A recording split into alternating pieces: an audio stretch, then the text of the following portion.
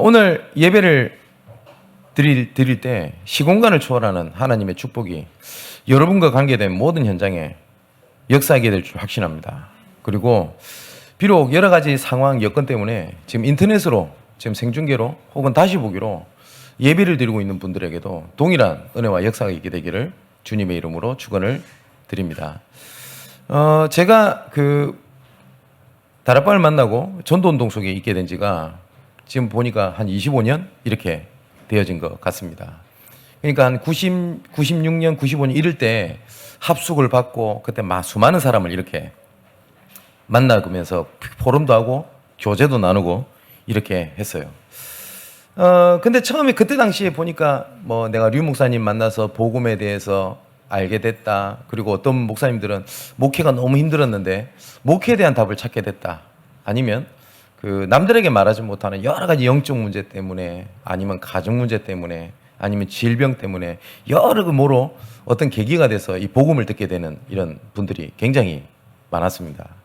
근데 이번에 어쩌다가 그때 초기에 이렇게 만나고 이렇게 얘기했던 분을 이렇게 만나게 되면서 이렇게 대화를 이렇게 하게 됐습니다. 근데 참 희한한 것은요, 이분들이 처음에 내가 예수 믿게 됐던 계기가 있었을 거 아닙니까? 자녀 문제 때문에 그렇다, 아니면은 경제 문제 때문에 그렇다. 다 맞아요. 그게 복음을 알게 되는 중요한 계기고 하나님의 시간표였죠. 근데 벌써 20년이 지났지 않습니까? 만나서 이렇게 포럼을 하는데 너무 희한한 것은 그때 당시에 갈등하고 갈급해하고 바라보고 있던 걸 지금까지 붙잡고 그거 있어요. 지금까지. 그때 목회에 대해서 굉장히 많은 답을 찾았고 그랬다. 이런 목사님들도 보니까 아직까지 뭡니까? 뭘 모르고 막 헤매고 있는 게 있고요. 가정 문제 때문에 그렇다, 경제 문제 때문에 그렇다, 어떤 문제 때문에 그렇다. 이분들은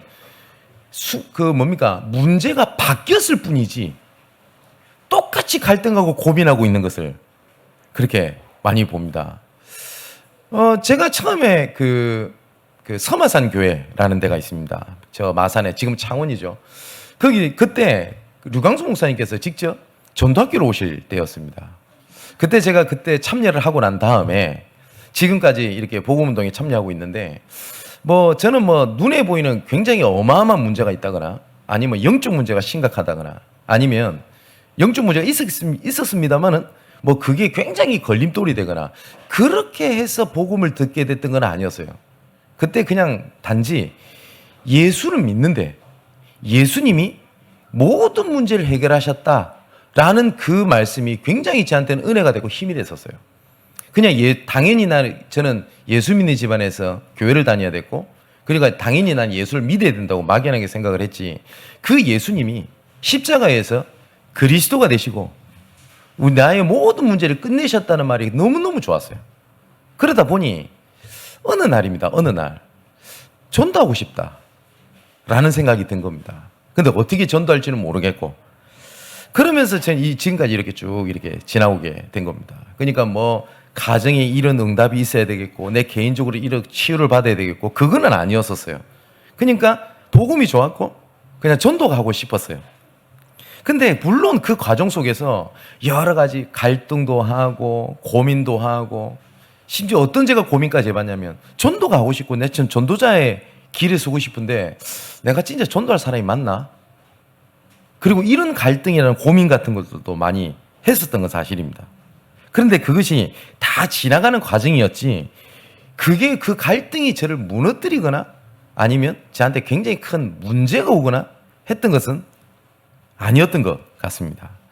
참 은혜로 지금까지 복음 안에 이렇게 있게 되었고, 순간 갈등도 하고 힘 빠질 때도 있었지만 응답을 떠나서 복음 전하려고 하는 흐름, 자리, 방향 속에 있었다는 것이 제가 하나님 앞에, 그리고 우리 사랑하는 우리 성도 여러분들 앞에, 수많은 사람 앞에 고백할 것은 응답을 고백할 것이 아니라 젊은 시절에 가장 젊다고 하는 20대, 30대, 40대 이때를 하나님께서 원하시는 전도운동 속에 있었던 것 자체가 저한테 가장 큰 응답이고 축복이었다고 저는 고백을 합니다. 우리가 언제부터인지 신앙생활, 참된 신앙생활을 걷는 모습이 상실된 시대가 된 것 같아요. 저는 어릴 때부터 교회를 다녔거든요. 근데 제가 어렸을 때만 해도 복음 전하다가 순교했던 자들이, 그리고 순례자의 길을 걷는 그분들의 이런 간증들, 이런 걸 들으면서 가슴이 벅차고 가슴이 뛰고 감사하고 그랬었어요. 그때 뭐 이걸 맞다 틀렸다를 떠나서 그때 당시에 청년들 집회를 한다거나 이렇게 되면 그때 수많은 젊은 사람들이 하나님 앞에 두 손 들고 내가 선교사로 나가겠다, 내가 하나님 앞에 내 인생을 드리겠다, 그 결단하고 울면서 엎드리는 그런 시대가 있었어요. 근데 언제부터인지 그런 제자의 길을 얘기를 하면 부담스럽고 그냥 내 문제가 해결되고 내가 평안해지고 그리고 내가 응답받고 이런 시대가 돼버린 것 같아요. 물론 지금은 순교의 시대는 아닙니다. 예수 믿는다고 죽이지는 않겠죠. 순교의 시대는 아닙니다만은 순교자의 길을 가야 되고 순교자의 중심을 가지고 순교자의 정신을 갖고 있어야 될 시대가 맞거든요. 제자의 길을 걸어야 된다는 거죠. 근데 언제부터인지 우리가 너무 쉽게 편하게 그냥 응답받고 축복받고 그러다 보니까 어떤 사람이 내가 복음을 위하여 이렇게 헌신하고 그 여정을 걸었고 중심을 가졌다는 보름을 들으면 감동도 받지만은 어떻게 생각이 드냐? 나는 못하겠다. 야, 저 사람 대단하다. 어떻게 그럴 수 있지? 이렇게 생각이 들지, 내가 저 제자의 길을 서야 되겠다, 순례자의 길을 서야 되겠다, 이런 것이 거의 상실된 시대가 돼버렸던 것 같아요. 오늘 본문에도 보니까 예수님께서 십자가에 못 박혀 죽으실 것이라고 하는 그 예수 그리스도의 순환을 여러 번 말씀을 하십니다. 오늘 본문은 예수님께서 세 번째로 그리스도의 순환에 대해서 예언의 말씀을 하시고 난 뒤의 배경입니다. 오늘 읽지는 않았습니다만은 32절에서 34절의 말씀을 보니까 예수님께서 내가 십자가에 죽게 될 것이고 부활하게 될 거다라고 하는 것을 세 번째로 제자들과 무리들 앞에서 말씀을 하셨던 상황입니다. 그리고 난 다음에 드디어 예루살렘으로 이제는 올라가는 길이 되게 되죠. 그래서 이 예루살렘 올라가고 난 다음에 여러 가지 일이 있고 난 다음에 이제는 나귀를 타고 예루살렘으로 올라가시기 직전에 있었던 이렇게 사건입니다. 처음에 제자들이 그 안드레를 통해서 예수 그리스도를 소개받았던 그 베드로도 보면은 메시아가 오셨다, 드디어 그리스도께서 오셨다라는 얘기를 듣고 예수님을 찾아갑니다. 가룟 유다를 제외하고 여기 있는 모든 제자들은 예수가 우리가 그토록 기다리던 그리스도다, 그리고 우리가 그토록 바라는 메시아다, 응답을 떠나서 우리가 그토록 기다리던 하나님의 언약 되신 그분이 오셨다라는 것을 가지고 예수님의 제자로 이렇게 들어오게 됩니다. 그런데 예수님을 3년 동안 이렇게 따라다니거든요. 따라다니다 보니까 수많은 것을 봤을 겁니다. 예수님께서 기적을 행하시고, 그리고 눈먼 자를 눈을 뜨게 하고, 죽은 자도 살리시고, 그리고 배고픈 자를 배불리 먹이시고, 병든 자를 고치시고, 이런 기적들을 수없이 봤어요. 그래 놓으니까 이것들을 직접적으로 아니면 포럼으로 이렇게 듣다 보니까 아마 제자들에게 이런 소망이 생겼던 것 같아요. 그리스도 저분은 내가 필요한 부분들을 채워줄 수 있는 분이다. 나의 필요한 부분을, 그리고 내가 원하는 것을 채워줄 수 있는 분이다 라는 것들이 제자들에게 들어갔던 것 같습니다. 물론 하나님께서는 우리의 필요를 채우시는 분인 건 맞습니다. 근데 예수께서 그 일 때문에 오신 게 아니었거든요. 그래서 오늘 제자 2명이, 그게 누구냐면 그 요한이라고 하는 제자와 그 다음에 제자가 예수님께 얘기를 하는 겁니다. 35절 이렇게 돼 있죠. 선생님이여, 무엇이든지 우리를 구하는 바를 우리에게 주시기를 원하옵나이다 라고 돼 있거든요. 야고보와 요한이 이렇게 얘기를 합니다. 쉽게 말하면 뭐예요? 하나님, 우리 응답 좀 들어주세요. 그랬더니 예수님께서 너희들이 뭘 원하냐? 라고 질문을 합니다. 그때 요한과 야고보가 이렇게 얘기를 합니다. 37절에 주의 영광 중에서 우리를 하나는 주의 우편에, 하나는 우리 좌편에 앉게 하여 주옵소서. 이게 영광이라는 단어를 썼습니다만은 예수님께서 대답하시는 이 배경을 봤었을 때는 성경에서 말하는 하나님의 영광이 아니라 자기들 기준의 영광이었던 것 같아요. 그건 확실합니다. 그러니까 하나님, 내가 예수가 그리스도라는 걸 붙잡으니까 이런 응답 주십시오. 저런 응답을 주십시오. 그리고 하나님, 내가 다른 사람이 봤었을 때도 진짜 이건 축복받았구나 라고 하는 모습을 보게 해 주십시오 라는 요구를 이렇게 하게 됩니다. 그러니까 어쩌면 이거죠. 하나님, 내가 이게 필요하거든요 라고 직접적으로 말을 할 수도 있는데, 그렇게 말하기는 애들 말로 뻘쭘하잖아요. 근데 여기 뭐라냐, 하나님의 영광을 위해서 라고 이렇게 얘기를 합니다. 근데 예수님께서 38절에 보면 예수님께서 여기에 대한 대답을 하십니다. 뭐라고 대답하시냐면 38절에 예수께서 이르시되 너희는 너희가 구하는 것을 알지 못하는도다. 너희들이 구하는 게, 진짜 구하는 게 너희들이 뭔지를 모르고 있다. 제자들한테 그 얘기를 한 겁니다.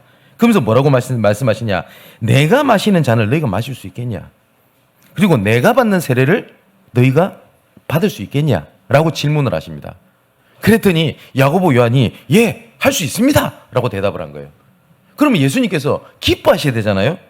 근데 뭐라고 말씀하시냐, 40절에 내 좌우편에 앉는 것은 내가 너희들한테 주는 것이 아니라 모든 사람에게 예비되어 있는 거다, 이렇게 말씀을 하시는 겁니다. 그러니까 내가 복음 위해서 내가 돈 벌어야 되겠습니다, 맞는 말이거든요. 근데 똑같이 야고보, 요한이 이렇게 얘기를 하는 거예요. 내가 응답받기 원합니다. 내가 복음만 있으니까 내가 축복받아야 되잖아요. 내가 지금까지 복음만 있었으니까 내가 질병 치유받아야 될 거 아닙니까? 이거였었어요. 근데 이 얘기를 듣고 예수님께서 너희들은 진짜 구하는 게 뭔지는 모르고 있구나. 진짜 내 잔을 같이 마실 수 있겠냐? 진짜 너희들이 제자의 여정을, 제자의 그 길을 갈 수 있겠냐? 순례자의 길을 갈 수 있겠냐? 예수님께서 지금도 묻는 겁니다. 나랑 함께 할 수 있겠냐? 그러니까 당장 응답이 눈앞에 필요하니까 뭐라고 얘기를 했냐? 예, 할 수 있습니다. 그때 예수님께서 하신 말씀입니다. 내가 너희들한테 주는 게 아니라 다 예비돼 있어. 이쯤 되면 알아차려야 되잖아요. 다른 10명의 제자들이 41절에 뭐라고 돼 있냐면 이렇게 돼 있죠. 이 10제자가 듣고 야고보, 요한에서 화를 막 냅니다. 왜 화를 내죠? 쉽게 말하면 이거죠. 야, 너희들 둘이서 다 해먹으려고 그러냐? 이거였어요. 그러니까 다른 제자들도 기준이 다 똑같았어요. 그때 예수님께서 43절에 이렇게 말씀하시는 겁니다. 너희 중에 누구든지 크고자 하는 자는 너희를 섬기는 자가 되고, 너희 중에 누구든지 으뜸이 되고자 하는 자는 모든 사람의 종이 되어야 될 것이다. 예수께서 오신 목적을 45절에 말씀하십니다. 인자가 온 것은 섬김을 받으려 함이 아니요 오히려 섬기려고 자기 목숨을 많은 사람의 대속물로 주려 하려 함이라라. 예수께서 이 말씀하셨습니다. 내가 이 잔을 마시러 왔다. 너희들도 나와 같이 이 잔을 마시겠냐? 너희들도 같이 이 세례를 받겠냐? 라고 말씀을 하신 거예요. 보좌의 축복, 시공간의 축복, 237의 빛, 그 말만 들어도 가슴 뛸 만큼 큰 축복 아닙니까? 그 얘기를 하시면서 뭐라고 말씀하시냐면 나와 함께 하겠냐? 라고 물어보신 거예요. 오늘 예수님께서 말씀하신 것처럼 그 제자의 길을 가게 되시기를 주님의 이름으로 축원을 드립니다. 예수님께서 제자의 길을 말씀을 하실 때 순간적으로 봤을 때는 고난당하고 고통을 당하고 참고 견디고 그 생각을 할 수가 있거든요. 근데 우리가 신앙생활을 잘 보면요, 신앙생활을 잘하는 게 뭘까요? 신앙생활 잘하는 게 열심히 하는 겁니까? 아니면 최선을 다하는 겁니까? 아니면 견디고 버티는 겁니까? 예, 그렇게 보일 수도 있습니다. 여기 우리 사랑하는 우리 성도분들이 저를 봤을 때 목사님은 바쁘고 현장을 열심히 가고 뭐 최선을 다하고 여러 가지 안 좋은 오해를 받으면서도 버티고 그렇게 보일 수도 있다고 생각을 합니다. 예. 그런데 저는 개인적으로 버틴다, 힘들다라는 생각을 해본 적이 없습니다. 이건 하나님 증인입니다. 바울도 이렇게 얘기를 합니다. 나의 나 된 것은 다 하나님의 은혜로 된 것이라. 다른 사도들보다 내가 더 많이 수고하였으나 수고했다라고 보거든요, 사람들이. 그런데 이것도 하나님의 은혜라고 얘기를 합니다. 그럼 신앙생활 잘하는 것이 뭐냐면 진짜 하나님께서 원하시는 흐름, 자리, 방향 속에 있는 게 신앙생활 제일 잘하는 겁니다. 시계가 고장난 시계예요. 고장나서 엉뚱하게 시간이 흘러갈 바에야 멈춰 있는 게 훨씬 나아요. 왜냐? 하루에 2번은 맞거든. 그죠? 근데 쓸데없이 시간이 가면 시간 절대 안 맞습니다. 신앙생활은 열심히 하는 게 아니에요. 근데 우리는 열심히 해야 된다고 생각을 해요. 그래서 현장에서 만나는 사람들 중에 나 이 한때 진짜 열심히 했다. 한때 잘 믿었다. 근데 난 지금 이 모양이다. 이렇게 말하는 사람 정말 수도 없이 많이 봤어요. 내가 한때 훈련도 그렇게 다녔고 우리 단체에서도 화요 집회 때부터 합숙부터 전도 합숙까지 나 진짜 했는데 내 지금 이렇다. 예, 열심히 하셨어요. 근데 성경은 열심히 하라고 돼 있지 않습니다. 하나님께서 원하시는 시간표에 자리에 있는 겁니다. 성경에 감람산에서 하나님께서 하나님의 나라 일을 말씀하셨거든요. 그리고 난 다음에 마가다락방에서 이 초대교회 제자들이 모인 겁니다. 120명이. 어쩌면 성경에서요, 지구상의 최고의 시간표를 맞았던 사람이 누구냐? 그 사람들입니다. 한 10일 정도 그 마가다락방에서 모였는데 사도행전 2장 1절에 하나님의 시간표가 온 겁니다. 드디어. 오순절 날이 이미 이름에 라고 되어 있거든요. 하나님께서 예정하셨던 그날 그 시간이 되었을 때 하나님께서 말씀하신 그대로를 초대교회의 수준과 상관없이 하나님께서 역사하시 버릴 겁니다. 땅끝까지 증인이 되리라 라고 했을 때 초대교회에 모였던 사람은 땅끝까지 갈 수 있는 돈, 재정, 실력 아무것도 없어요. 어쩌면 이 사람들은 땅끝이라고 하는 개념 자체가요, 지금 우리 땅끝 하면 비행기도 있고 배도 있고 있기 때문에 개념이라고 있지 그때 당시에는 땅끝이란 개념도 없어요. 당장 옆 나라도 갈 만큼 지식적인 부분, 배경 아무것도 없었어요. 그죠? 단지 이 사람들은 뭐냐? 하나님께서 원하시는 흐름, 자리, 시간표 속에 있었던 겁니다. 그랬더니 어떻게 하죠? 15개국의 문을 하나님이 열어버린 겁니다. 15개국 문을 여는데 여기에 분명히 이렇게 돼 있습니다. 로마에서부터 나그네 이리 돼 있거든요. 그때 당시에 최강대국인 로마 보고마를 초대교회 사람들이 자 로마 가자, 로마 뒤집자, 언약 잡았잖아, 이제는 한번 해보자 라고 했던 게 아니었습니다. 어찌할 바를 알지 못했어요. 그런데 로마에서부터 나그네 이리 돼 있습니다. 이 사람이 누군지는 정확하게 알지 못합니다. 브리스길라 부부일 가능성도 있습니다. 하지만 누구인지 모릅니다. 그런데 이 로마에서부터 나그네, 어쩌면 이름도 밝혀지지 않는 제자인데 이 나그네를 통해서 로마 교회가 세워집니다. 이 로마 교회는 바울이 세운 교회가 아닙니다. 바울은 여러 번 그 로마 교회를 가고자 원했습니다. 왜냐? 너무 인도를 잘 받고 있기 때문에. 누군지는 모릅니다. 브리스길라 부부일 가능성이 있다고 하지 브리스길라 부부다라고 단정도 못 짓습니다. 근데 하나님이 하신 겁니다. 우리 사랑하는 성도 여러분, 내가 진짜 전도해야 되겠습니다. 목사님, 내가 정말 사람 살려야 되겠습니다. 내가 정말 직장 살려야 되겠습니다. 라고 할 때 우리가 자칫 잘못하면 이 응답도 받아야 될 것, 저 응답도 받아야 될 것 같고 얘기를 하잖아요. 제자들이 그 질문한 거예요. 하나님, 내 세계복음 하고 싶어요. 그러니까 빛의 경제의 오른편에 나를 조금 더 친한 사람을 왼편에, 우리가 이렇게 생각할 수 있거든요. 근데 예수님께서 뭘 말씀하셨냐? 내 잔을 마실 수 있겠냐? 나의 세례를 받을 수 있겠냐? 이걸 말씀하셨어요. 무슨 말? 나와 함께 할 수 있겠냐를 물어보신 거예요. 예수님께서. 현장에서 사람들을 만나보면 너무 안타까운 게 있어요. 뭐냐면 결정적인 순간에 정말 올바른 시간표와 흐름과 자리 속에 있지 못하는 분들이 너무나 많아요. 우리가 신앙생활을 하면 이런 생각이 들 때가 있을 겁니다. 여러 가지 상황이 생겨요. 예배를 드려야 되는데 예배를 드리지 못하는 여러 가지 상황도 생깁니다. 그리고 개인적으로도 이런 생각도 돼요. 뭐 오해도 생기고 교회 안에 갈등도 생기고 이런 것들이 예배를 내가 드리고 그리고 안 드리고 내가 지교회에 참여를 하고 안 하고 이런 여러 가지 요인이 되기도 합니다. 충분히 이해가 됩니다. 목사님, 제가 지금 당장 경제가 없어 굶어 죽을 판인데 지금 교회 가는 것보다 투자자를 만나는 것이 더 시급합니다. 예, 저는 인간적으로 얼마든지 이해가 됩니다. 얼마나 급하실까요? 그런데 중요한 것은요, 그 상태가 이해는 됩니다만은 하나님의 역사를 확인할 수 없는 내 상태라는 게 문제예요. 상태라는 것이. 환경에 따라 여러 가지가 굉장히 많은 것들을 좌우한다고 생각을 하거든요. 생각해 보십시오. 어디에 집중하냐, 어디 중요한 것이 있느냐에 따라서 보고 안 보고가 결정이 되거든요. 그래서 제가 조금 이런 표현 안 드립니까? 만일에 내가 자녀 문제가 있다. 너무너무 심각해요. 내가 경제 문제가 너무너무 심각해요. 근데 어떤 굉장히 이런 경제 컨설턴트 이런 어떤 유명한 사람이 있어요. 이 사람 강의만 들으면 대박을 치는 거예요. 뭐 요새 뭐 비트코인 난리지 않습니까? 이 사람 얘기만 들으면 가상화폐 대박을 친다 칩시다. 근데 이 사람을 만날 수가 없어요. 너무 바빠서. 근데 이 사람이 겨우 시간을 내줬는데 언제 시간 내줬잖아요. 새벽 3시.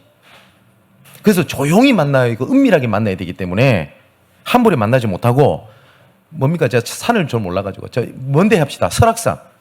중간에 암자가 있는데 새벽 3시에 거기서 만나자. 라고 얘기했다 칩시다. 안 갈까요? 생명 걸고 가겠죠. 근데 하나님께서 말씀하신 겁니다. 예배의 자세를 뭐라고 말씀하셨냐? 왕이 부를 때 주실 상급을 기쁜 마음으로 달려가는 그 마음을 얘기하거든요. 근데 우리가 알게 모르게 여러 가지 상황과 내 현실이 내 복음에 하나님 중요한 일과 부딪힐 때가 굉장히 많을 겁니다. 아마 여러분 일평생 그 갈등은 계속 올 겁니다. 이때 하나님께서 원하시는 질문이 있습니다. 나와 함께 하겠냐? 내 잣을 마실 수 있겠냐? 나의 세례를 받을 수 있겠냐? 그 말씀을 하시게 된 겁니다. 성경에 나오는 우리 렘넌트 7명이라든지 히브리서 11장에 나오는 믿음의 영웅들, 그리고 초대교회 이런 사람들의 특징들이 있습니다. 굉장히 어려움이 많았어요. 환경적으로도 위기도 많았고요. 거의 초죽음 상태였습니다. 근데 이 사람들이 흔들리지 않았던 게 있어요. 뭐냐면 가야 되는 그 길을 알고 있었어요. 예수님께서 나와 함께 할 수 있겠냐? 그 길을 알았던 겁니다. 그러니까 이 사람들은 문제가 없었다가 아니에요. 문제가 있었지만 그 문제가 되질 않았던 겁니다. 그래서 이 사람들은 그 위기, 문제, 고통을 참고 견디고 버텼다라고 돼 있지 않아요. 그게 문제가 되질 않았던 겁니다. 근데 우리는요, 복음을 너무 오해하고 있어요. 나는 문제가 계속 오는 걸 보니까 복음 안에 없어서 문제가 온다고 생각을 해요. 그럴 수도 있습니다, 분명히. 그런데 그게 기준이 아니거든요. 그래서 심지어 어떤 목사님은 이렇게 말씀하시는 분 봤어요. 좀 외롭지? 좀 화나지? 네가 성령 충만 못 받아가지고 그래. 그럼 성령 충만 받으면 때려도 웃고 냉혈한처럼 눈물도 없고 바보는 항상 즐겁다고 웃고 다니는 게 성령 충만입니까? 하나님께서 그 말씀하신 게 아니에요. 외로울 수 있어요. 넘어질 수 있어요. 단지 그게 나한테 문제가 안 되는 겁니다. 사랑하는 성도 여러분, 제가 처음에 서론에 말씀드렸죠. 25년 동안 전도운동하면서 얼마나 수많은 일이 많았을까요? 억울한 일, 유언비어. 저도 사람이기 때문에 기분 나쁩니다. 단지 그게 저를 흔들지 못하고 무너뜨리지 못했을 뿐입니다. 그런데 작은 것들에 계속 문제 삼고 넘어지고 있단 말이에요. 자, 그래서 이 초대교회 이 사람들이 예수님께서 말씀하시는 그 길을 가겠냐 했던 것이 뭐냐면 그냥 길을 말씀하신 게 아닙니다. 절대 길입니다. 쉽게 말하면 뭐냐, 이 길을 가지 않으면 안 될 이유를 본 거예요. 안 될 길을. 저는 응답이 있기 때문에 예수 믿는 게 아닙니다. 그리고 저는 다락방 안에서 엄청나게 축복을 많이 받고 증거를 많이 얻었고 자리가 있기 때문에 저는 전도운동 하는 게 아닙니다. 쉽게 말하면 뭔지 압니까?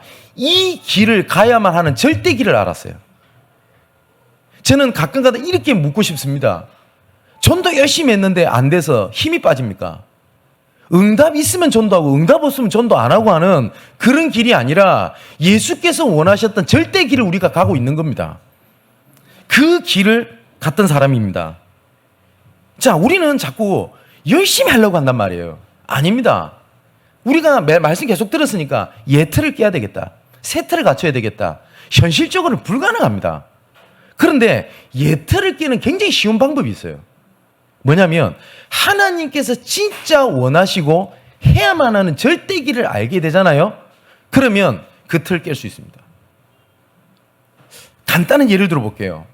저는 원래 부지런한 사람이 아닙니다. 굉장히 게으릅니다. 잠도 많고요. 제가 잠을 자기를 시작을 하면 한도 끝도 없습니다. 그래서 한 번씩 2, 3일 시간이 있다. 그럼 거의 침대와 호련일체가 돼가지고 누가 침대고 누가 사람인지 구분이 안 됩니다. 밥도 안 먹고 저는 누워 있습니다. 원래 원천성이 게으릅니다. 그런데 게으르다 보니까 내 합리화를 하는 거예요. 저 신학생 때 이 생각 많이 했어요. 그래, 교회 일도 중요한데 네 삶도 중요해. 자기 개발도 중요해. 합리화를 했어요. 그래서 4시간을 가졌어요. 근데 깊은 내면에는 뭐가 있었냐? 틀에 게으름이에요. 그리 못하는 거예요. 심지어 어떤 생각도 했었냐? 어디서 주워 들어가지고 귀에 걸면 귀걸이, 코에 걸면 코걸이 식으로 목회자들 중에 간이 안 좋은 사람 많대요. 근데 그 이유가 사람이 새벽에 일어나가지고 일을 좀 하다가 이 간이 정상화시키는데 제일 늦다네요. 그런 상황에서 다시 중간에 잠들어 버리면 간이 치명타고 온대요. 모르겠습니다. 진짜 맞는 건지. 그래서 목회자들 간이 안 좋대. 그래서 저는 어떻게 합리화했냐? 새벽에 일어나서 어중간하게 다시 잘 바에 그냥 늦게 일어나자. 왜냐? 길게 세계보고만 해야 되니까. 그게 제 틀이었어요. 정말로. 그런데 어느 날 하나님 은혜죠.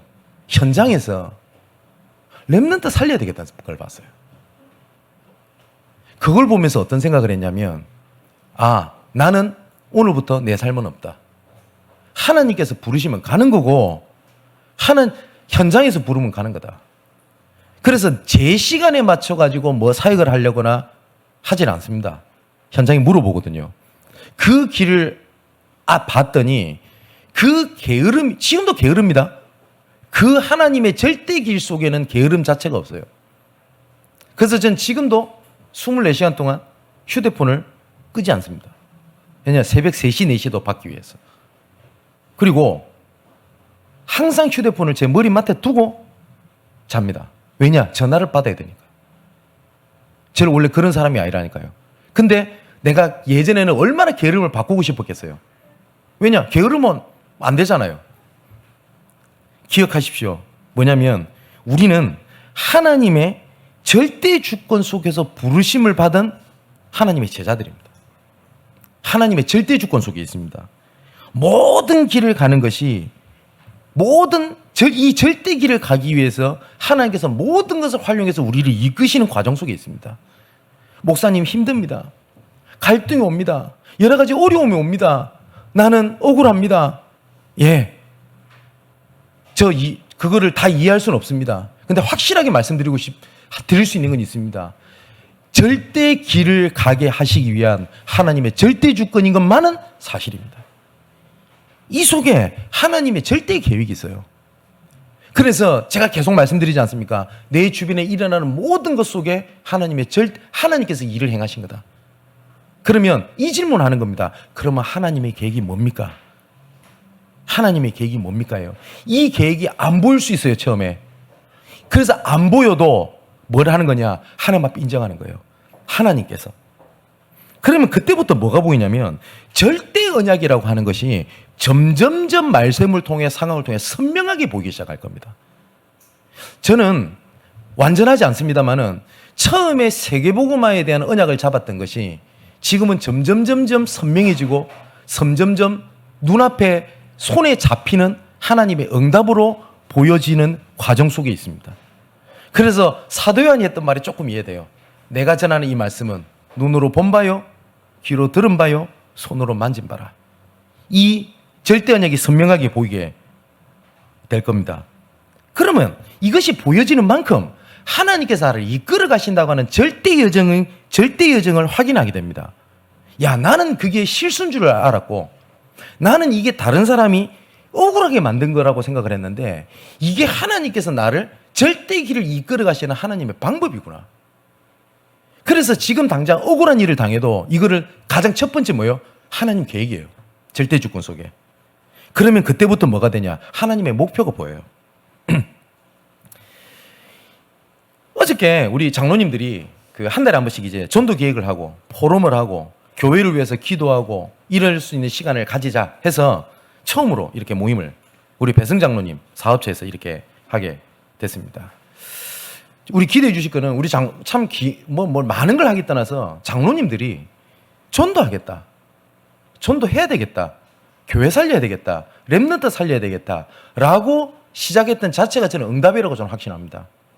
근데 이렇게 저희 포럼을 할 때 우리 조장로님이 포럼을 하시는데 그 여러 가지 지금 본부에서 일을 하시게 되면서 억울하게 당한 일, 이런 일들이 많았어요. 저도 많은 것들도 있고. 그럼 얼마나 사람 기분 안 좋겠습니까? 그죠? 근데 장로님이 그 말씀을 하시는 거죠. 저는 어제 처음 들었는데 너무 억울하게 당해서 할 수 있는 일, 맡긴 일이 훈련원에 청소를 맡겼대요. 그럼 여러분 어떻겠습니까? 어느 정도 기간에 지도자로 있다가 가장 밑바닥 중에 밑바닥을 시킨 거예요. 근데 어저께 제가 듣고 참 귀하다라고 생각이 들었던 것이 화장실 청소를 해야 될 거 아닙니까? 훈련원에. 그렇게 기도하셨대요. 하나님, 합숙받으러 오는 사람들 청소를 하는 거니까 하나님, 이 소변기를 쓰는 사람들이 세금의 축복을 받게 해달라고. 그걸 하나님이 계획으로 받아들였대요. 아마 진짜 우리 사랑하는 성도 여러분, 그리고 우리 장로님, 우리 조장로님이야, 우리 그 자녀들, 렘넌트들 하나님께서 그냥 두시지 않을 거라고 저는 확신합니다. 근데 우리는 문제만 생기면 그 문제에 빠지는 이유가 뭐냐? 하나님 절대적으로 인정을 안 하는 거예요. 또 실력 있는 사람들이 이것들을 잘 못 봐요. 왜냐? 너무 본 게 많아요. 근데 그래서 보니까 실력 있고 배경 있는 사람들 중에 세계 보고 많은 인물들이 별로 나오지를 못했어요. 보통 하나님께서 한 시대 쓰셨던 사람들 보면 연약하고 부족하고 모자라고 흠이 많고 모난 사람들을 쓰신 경우들이 많아요. 이걸 잘못 알아듣고 공부 못하고 못하고 이상하면 된다, 이 말을 말하는 게 아니죠. 근데 이런 실력 있는 사람 중에서 이걸 본 사람들은 하나님의 시대의 응답을 받았거든요. 그 대표적인 인물이 누구냐? 바울입니다. 바울은 어느 정도입니까? 이 하나님의 계획을 위하여 모든 것을 배설물로 여긴다고 안 했습니까? 뿐만 아니라 그걸 본 겁니다. 자기는 유대인이지만 유대인들이 망하는 이유를 봤어요. 일평생 하나님을 잘 섬긴다고 생각했던 것이 예수 믿는 사람을 찾아다니면서 죽이는 일을 했거든요. 근데 이 바울이 그리스도를 만난 겁니다. 어떤 생각이 들었을까요? 내가 이 길을 가고 싶다가 아니었습니다. 절대 길이었어요. 절대 길. 사랑하는 성도 여러분, 우리가 응답이 있다 없다를 따라서 우리가 이 CVDIP, 이 언약의 여정, 정복의 여정, 정복의 현장을 걷는 것이 응답이 있다 없다, 해야 된다 안 해야 된다가 아니라 우리의 절대 길입니다. 그래서 예수님께서 말씀하신 겁니다. 내 잔을 마실 수 있겠냐? 내 세례를 받을 수 있겠냐? 라고 말씀하신 겁니다. 아까 실력자를 말씀드렸는데 우리 교회 내에 여러 가지로 실력 있는 분들이 있습니다. 이분들을 정말 기도해야 되겠고 도와야 되겠습니다. 근래에 그런 생각을 좀 더 많이 들었어요. 그리고 어떻게 챙기고 도와야 될 것인지에 대한 지혜를 달라고 기도하기 시작한 겁니다. 우리 교회 예를 들면 여러분, 연예인들을 키우는 걸 엔터테인먼트라고 얘기를 하죠. 엔터테인먼트는 돈 있다고 세울 수 있는 게 아닙니다. 그리고 혹시 10대 여러분, 우리 청소년 렘넌트 여러분, 오해하지 말 것은 혹시나 주변에서 그런 얘기를 하거나 자기한테 오면 그거는 무조건 사기라고 생각하셔야 돼요. 10대를 길거리 캐스팅 절대 못하게 돼 있습니다. 법적으로. 간혹가다 그 질문 저한테 하러 오거든요. 우리 자녀가 가수, 연기자, 이렇게 캐스팅이 왔는데 시킬까요 말까요? 10대를 만일에 엔터테인먼트에서 정말 한다면 구속입니다. 형사처벌입니다. 그거 못하게 돼 있어요. 문체부에서. 그래서 아무나 설립을 하지 못합니다. 설립할 수 있는 자격이 되는 사람은 어마어마한 배경이 될 수 있겠죠. 그죠? 드물잖아요. 지금 아마 온라인으로 말씀 듣고 계시겠죠. 최승빈 대표가 그 할 수 있는 유일한 사람이기도 합니다. 그러면 이분을 어떻게 도와야 될까요? 또 지금 슈퍼밴드에 참여하고 있죠. 우리 장하은이. 어떻게 도와야 될까요? 또 일본 중심으로 해서 인기를 끌고 있는 그 그룹 밴드 활동하고 있는 우리 기습이 어떻게 도와야 될까요? 어쩌면 이거의 가장 첫 번째 책임은 저한테도 있습니다. 마음껏 돕지 못하고 비고 버려지고 방치된 부분이 있다고 생각을 합니다. 이 사람들을, 이런 유명인들을 우리 잘해보자라는 말이 아닙니다. 그 뒤에 밭이라는 건 어마어마하거든요. 우리 랩런트들 중에 이건 실력자뿐만 아니라 우리 랩런트들 중에 밭이 있다는 걸 알고 정말 랩런트를 도왔다. 이거는 우리 교회 랩런트니까 돕자가 아닙니다. 절대 길입니다. 그래서 예수님께서 오늘 말씀하신 겁니다. 내 잔을 마시겠냐? 나랑 함께 하겠냐? 그 절대 길 속에 뭐가 있냐? 교회에 대한 우리 절대 사명이 있습니다. 교회는 세 가지 시스템 무조건 다 있어요. 뭐냐? 주일학교, 기관, 지역입니다. 그러면 여기 우리 중직자들 모든 성도들이 특히 내년에 조직도를 하겠죠. 그럼 분명히 주일학교, 기관, 지역에 관련되어 있는 부분에 있을 수밖에 없어요. 이 속에서 하나님께서 나에게 필요한 것이 뭐지? 그 질문이 우리의 절대 길입니다. 그러면 반드시 하나님께서 업에 대한 하나님의 응답을 주실 겁니다. 내가 예를 들어서 업에 있으면서 누구랑 그 외부 사람 만났을 때 꼭 예수 얘기하고 그래야지 복음이냐? 아닙니다. 물론 그렇게 하지 말라는 말이 아니고 그거는 조금 뭐랄까요? 전도의 초보. 진짜 전도의 중요한 것은 뭐냐? 드러내지 않는데 영적 영향력이 가는 겁니다. 쉽게 예를 들어볼까요? 3단체입니다. 얘들은 절대 자기 사상 드러내지 않습니다. 문화 작품을 만듭니다. 그런데 거기에 뭐가 나오냐? 자기들의 하나님 없다. 네가 최고가 될 수 있다. 라고 하는 영적인 쉽게 말하면 향기들이 묻어 나옵니다. 어느 날 보면 그게 딱 잠식이 돼 있어요. 복음의 능력이 그거보다 작나요? 고린도후서 2장 14절 15절을 보니까 항상 우리를 그리스도 안에서 이기게 하시고 우리로 말미암아 각처에서 그리스도를 아는 냄새를 나타내시는 하나님께 감사노라라고 돼 있어요. 그리스도의 향기를 낸다라고 돼 있거든요. 각처에서. 이게 여러분들의 업과 지역과 관련된 일 속에 드러나게 돼 있습니다. 이게 절대의 길입니다. 그렇다면 우리가 두 번째, 이 절대의 길을 가기 위해서 하나님께서 우리와 함께 하시고 함께 하시는 거 확인하는 걸 보고 기도라고 얘기를 합니다. 그래서 이거를 기도는 선택 상황이 아니라 절대 기도입니다. 우리가 놓치지 말아야 될 절대 기도가 있어요. 가장 첫 번째는 우리 믿음인데 서론에 말씀드렸듯이 어쩌다 보니 내가 이 자리에 있는 게 아니라 하나님께서 원하셨기 때문에 우리가 이 자리에 있는 겁니다. 우리는 남은 자입니다. 그러면 남은 자의 기도는 뭐냐? 보좌의 축복 속에 있는 사람들입니다. 보좌의 축복 속에 있다는 말은 무슨 말입니까? 예수께서 보좌에 앉으셨어요. 그리스도께서 부활하셔가지고. 근데 이 땅에 오셔서 십자가를 지시고 보좌에 앉으신 이유는 누구 때문에 하셨죠?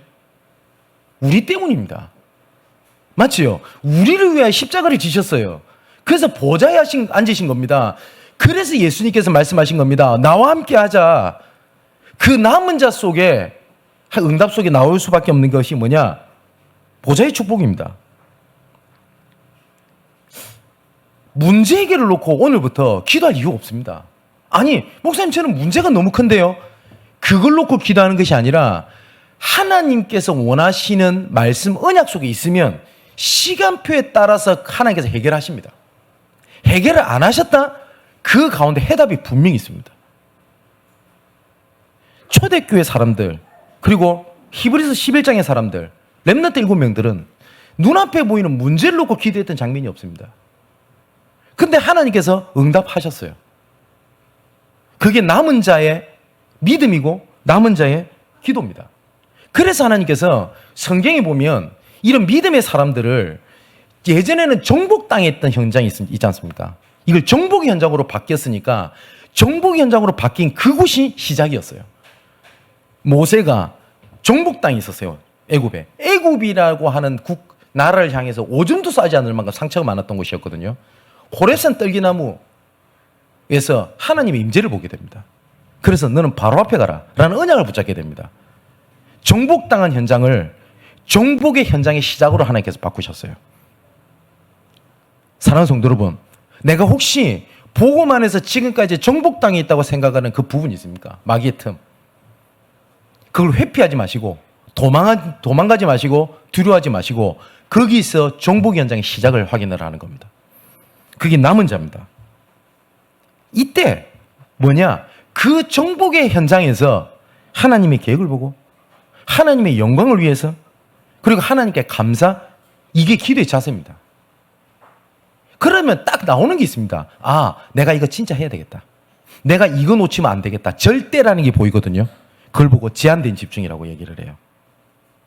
또 우리는 하나님께서 우리와 함께 계속 갑니다. 제자의 길을 갑니다. 그걸 보고 순례자라고 얘기를 합니다. 그 순례자가 하는 기도가 있습니다. 뭐냐? 하나님께서 나와 함께 하자라고 했고 땅끝까지 함께 하겠다고 약속하셨기 때문에 순례자의 기도는 늘 함께하는 24를 얘기합니다. 그래서 순례자는 딱 한 가지만 기도한 겁니다. 하나님과 함께입니다. 우리가 138이라고 얘기를 하죠. 그것만 계속 기도한 겁니다. 문제 왔다? 갈보리 언약. 다 끝났다. 그러면 감남산 언약. 하나님 계획이 뭐냐? 하나님이 증거오실 때까지 집중한 겁니다. 자, 이걸 보고 24라고 하는데 여기서 어떤 비밀이 일어나냐? 이 길을 걸었더니 크고 비밀한 일을 구하지 않았던 것까지 하나님이 책임을 지시는 겁니다. 그게 순례자의 기도입니다. 자, 우리는 정복의 현장을 걷고 있습니다. 우리가 걷고 있는 길, 그 기도가 237의 빛과 연결이 되는데 우리 렘넌트들을 반드시 기억하십시오. 여러분들은 도움을 받아야 됩니다. 도움을 받을 수 있는 사람이 도울 수 있어요. 단 도움에 기대지 마십시오. 여러분이 중직자들을 바라보고 배경이 되고 힘을 얻고 할 수 있습니다. 하지만 그게 기대를 걸지 마십시오. 그럼 장로님들은 무시하는 게 아닙니다. 저한테도 기대하지 마십시오. 저도 그리스도가 아닙니다. 그리스도는 예수밖에 없어요. 우리의 의지할 분은 하나님밖에 없어요. 중직자들의 배경 여러분들이 필요합니다. 그걸 발판 삼아 마음껏 현장을 뛰십시오. 하지만 그거에 기대해서 그거에 상처받고 그거에 무너지지 말라는 말이에요. 그리고 우리가 이런 생각이 들 겁니다. 지금 우리 정복자의 기도라고 하는 것은 여러 가지 여러분 정복당한 게 있겠죠. 우리 남편만 변하면 될 것 같습니다. 아니면 내가 이 문제만 해결되면 될 것 같습니다. 그리고 내가 이 환경만 바뀌면 내가 진짜 응답받고 내가 헌신하고 할 수 있을 것 같습니다. 다 착각이에요. 뭐냐? 모든 응답은 나로부터 시작돼요. 그래서 하나님께서 원하시는 거는 옆에 있는 환경, 그 사람, 내용, 위기를 바꾸시려고 하는 것이 아니라 하나님께서는 지금 나를 바꾸시려고 하는 절대의 길 속에 나를 이끌어가고 계시는 거예요. 그래서 예수님께서 말씀하신 겁니다. 응답 줄게 안 줄게가 아니에요. 나의 잔을 마실 수 있겠냐? 나의 세례를 받을 수 있겠냐? 나의 길을 갈 수 있겠냐? 이때 어떤 일이 벌어지는지 아십니까? 내가 진짜 문제에 빠지지 않을 때 그때부터 사단이 무릎을 꿇어버려요. 더 이상 사단이 그 분야를 건드리지 못합니다. 에베소 4장 27절에 마귀로 틈을 타지 못하게 해라. 맞지요? 내가 진짜 용서 못하는 것이 있어요. 근데 예수님께서는 너무 불가능한 말씀을 하신 겁니다. 70번씩 7번이라도 용서하래요. 아니 말이 됩니까? 내한테 계속 그 짓을 하는데. 근데 용서하라는 이유가 뭔지 아십니까? 마귀로 틈을 타지 못하게 하는 겁니다. 진짜 저 사람을 품어줘 버리면 더 이상 그 문제에 묶이지 않도록 사단은 무릎을 꿇게 됩니다. 그래서 로마서 16, 20절에 평강의 하나님께서 속히 사단을 너희 발 아래에 상하게 하실 것이다. 우리 주 예수의 은혜가 너희에게 있을지어다 라고 말씀하셨어요. 절대길, 절대 기도의 응답을 누리게 되기를 축복을 드립니다. 이제 결론을 맺겠습니다. 우리가 이젠 절대 여정을 가는 길이에요. 주는 그리스도시요 살아계신 하나님의 아들이십니다. 이 고백 이후에 예수님께서 하신 말씀입니다. 마태복음 16, 24절에 예수께서 제자들에게 이르시되 누구든지 나를 따라오려거든 자기를 부인하고 자기 십자가를 지고 나를 따를 것이니라. 누구든지 제 목숨을 구원하자면 잃을 것이요 누구든지 나를 위하여 제 목숨을 잃으면 찾게 될 것이다. 그리고 또 27절 이렇게 되어 있습니다. 인자가 아버지의 영광으로 그 천사들과 함께 오리니 그때에 각 사람이 너희들이 제자의 길을 걸었던 그거 전부 다 갚아주실 것이다. 복음 때문에 억울한 일을 당했다. 갚아주실 거다. 복음 때문에 환난을 당했다. 갚아주실 거다. 그래서 예수님께서 오늘 본문에 말씀하신 겁니다. 내 잔을 마실 수 있겠냐? 나의 세례를 받을 수 있겠냐입니다. 그런데 이 제자들이 얼마나 뜨끔했겠어요. 그런데 이 질문했던 두 제자가 있죠. 야고보와 요한입니다. 근데 하나님께서 이 야고보의 결단대로 이 두 제자를 쓰십니다. 야고보는 초대교회 제자들 중에 제일 첫 번째 순교자입니다. 요한은 제일 늦게 순교했거든요. 그래서 다른 모든 사도들이 순교하는 동안 교회를 지켰던 살아있던 순교자였어요. 정말로 하나님께서는 이 두 제자를 오른편 왼편에 두신 겁니다.